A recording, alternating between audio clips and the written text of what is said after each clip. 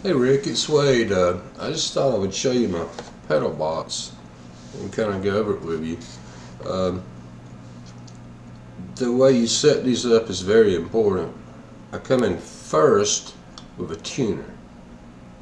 Okay, that's Boss uh, TU2. I think they have a TU3. They have another model, but they work nice. Then I go to my compressors. This is a Wampler Ego compressor. They cost more, but uh, than like a Boss compressor, which actually I have. That's your typical Boss compressor there, and there was, I know, two different models, a CE2 and a CE3. The CE2 was the old one. The only problem I had with these, and I think I talked to you and you bought one, is they're an animal and you have to learn how to keep them from being real noisy, especially if you add distortion.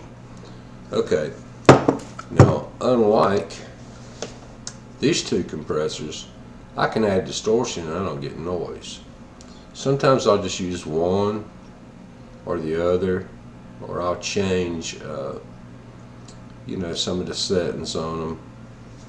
I only use the blues driver if I'm trying to kind of actually get just a little bite. It is what it says, a little bite for blues, and which doesn't require much of the gain dialed up. Sometimes I just use it for a booster in general, without any gain. I can cut it all the way down. Okay, and of course this is a tube screamer. Now this is where I can actually get back into the classic rock sounds.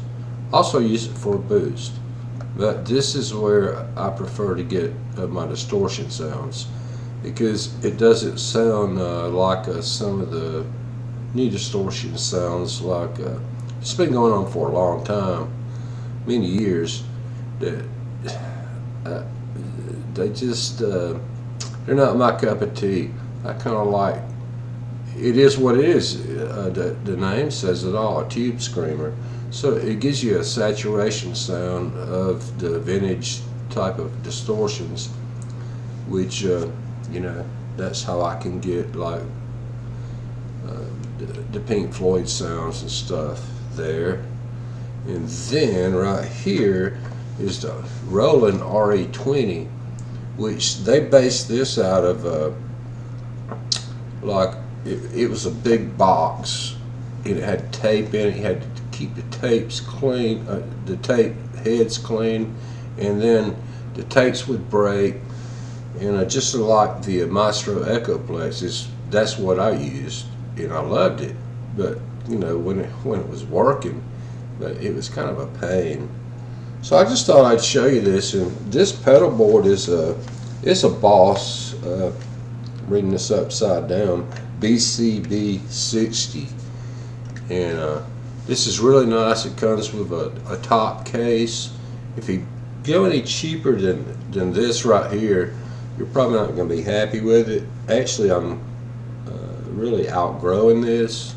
I don't have a few things I'd like to put in here, but I'll probably wind up buying one more of these, because there's just a few more things that I would like to to get and have it to where this is not laying here.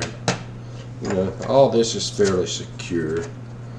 And anyway, I just thought I'd show you my pedal board. And of course, you can get this in a stomp box, the BBE. And Doug Seven talks about these. He uses one. Actually, he says he keeps his on all the time. It's a maximizer, and so I know I mentioned it. I just didn't, want you to forget that I mentioned it. These are kind of nice. I don't always keep this on, but it just kind of depends on what I'm trying to do. So other than that, really, I'm just playing through a Marshall half stack. I really would like to have some different amps. I'd like to have another twin. reverb, but there's that list is long. But anyway, I just wanted to show you my pedal board, and it's kind of, you know, what I'm using now. My webcam mic is very cheap, and it's like a Walmart $30 special. So I mean, it is what it is. I can't get too close or you won't see hardly none of me, so I have to back off. So I'm going to improve on that too, and actually having problems in my computer as far as the sound and all that goes. It's really a chore just for me to get close to a decent sound when I do videos. But I just kind of wanted to show you what I was using, and of course, you know, guitars is another subject, but that's not really the point here. But anyway, just thought I'd kind of show you what I had, and there is some other things. What I'm going to do is go to start using some exotic. I'm probably going to add an exotic compressor and a booster, and you can see what those are on YouTube, or for sure that'd be the best. I was going to say our Guitar Center, but I would look them up on YouTube. They're making really nice stuff, and a Wampler does too. But I can't say enough about these Keeleys. This compressor here is really nice, and I know they make other nice pedals. You know, I haven't really dug into all that too deep. But alright, man, take it easy. I hope this was a little helpful. But you know, you can look up the chain is how you should put them in line, and that's important because anytime you change the setup, you're going to change the way your pedals react and sound. And actually, some of these pedals, especially like this, actually needs to go into my effects loop. I've just hadn't worried about it and hadn't bought the cords to actually do that.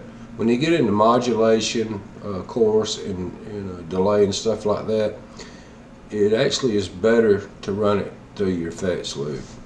But anyway, alright, man, take it easy. Talk to you later.